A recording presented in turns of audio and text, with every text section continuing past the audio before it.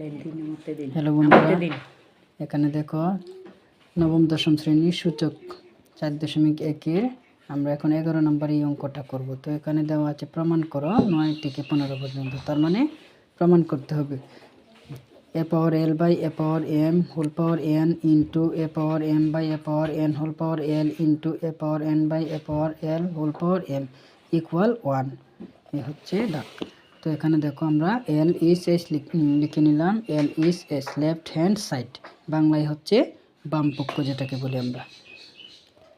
তো এখানে ডাকটা লিখে নিলাম A power L by A power M whole power N into A power M by A power N whole power L into A power N by A power L whole power M. তো এখন দেখো বেছে বেছে মিল আছে। তো আমরা জানি বেছে বেছে মিল থাকলে সম্পর্ক যদি ভাগ হয় পাওয়ারে পাওয়ারে বিয়োগ হয়, আর সম্পর্ক যদি গুণ হয় পাওয়ারে পাওয়ারে যোগ হয়। তো এখানে সম্পর্ক ভাগের, তার মানে পাওয়ারে পাওয়ারে বিয়োগ হবে। তো একটা এ লিখে নিলাম, বেশ একটা লিখে নিলাম। এল হচ্ছে উপরে, এম হচ্ছে নিচে, তার মানে L minus M whole power N যা আছে তাই দিয়ে নিলাম। তারপরে এখানেও দেখো একটা এ লিখে এম মাইনাস এন লিখে নিলাম, তারপরে ইন্টু তারপরে এখানেও দেখো এ একটা লিখে নিলাম, এন মাইনাস এল বাইরে যা আছে তাই দিয়ে নিলাম এম পাওয়ার। আশা করি বুঝতে পেরেছ। তারপর দেখো এখন হচ্ছে সূত্র অনুযায়ী এই এন এর সাথে দুটো গুণ সম্পর্ক, এই এল এর সাথে দুটো গুণ সম্পর্ক, এই এম এর সাথে দুটো গুণ সম্পর্ক। তো আমরা গুণটা করে নিচ্ছি। এল এর সাথে এন গুণ করলে হবে এল এন মাইনাসের মাইনাস, এম এর সাথে এন গুণ করলে হবে এম এন। আবার এখানে দেখো এম এর সাথে এল গুণ করলে হবে এল এম মাইনাসের মাইনাস, এন এর সাথে এল গুণ করলে হবে এল এন, আবার ইন্টু এ এ।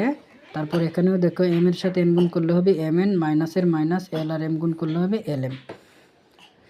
তারপর দেখো আবারও এখানে বেছে বেছে মিলে গেল এ এ এ তিনটা বেশ একই রকম সম্পর্ক হচ্ছে গুণের, তার মানে পাওয়ারে পাওয়ারে হয়ে যাবে যোগ।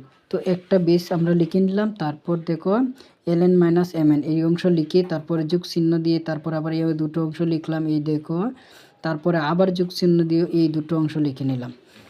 এখন ক্যালকুলেশন দেখো মাইনাসের হচ্ছে এল এম আর এখানে আরও একটা আছে প্লাসের এল এম, এটা মিলে গেল কাটা। তারপরে প্লাসের এম এন, তারপরে হচ্ছে মাইনাসের এম এন মিলে গেল কাটা। তারপরে হচ্ছে প্লাসের মাইনাসের এল এন প্লাসের এল এন মিলে গেল কাটা। এখানে মনে মনে প্লাস আছে আর এটার আগে মাইনাস, প্লাসে মাইনাসে কেটে গেল। তো সব আমরা কেটে নিলাম। তো অবশিষ্ট কিছু থাকলো না, কিন্তু কিছু না থাকলে জিরো থাকে, এই জিরো। তো যে আমরা সূত্র অনুযায়ী আবার জানি এ পাওয়ার জিরো মানে 1। এই হলো R S S right hand side বা ডান পক্ষ। সুতরাং L is S equal R S S proved. আশা করি সবাই বুঝতে পেরেছ। যদি কোনো অসুবিধা হয় অবশ্যই কমেন্টে জানাবে, সমাধান দেওয়ার চেষ্টা করবো ইনশাআল্লাহ। সবাই ভালো থাকবে, ধন্যবাদ।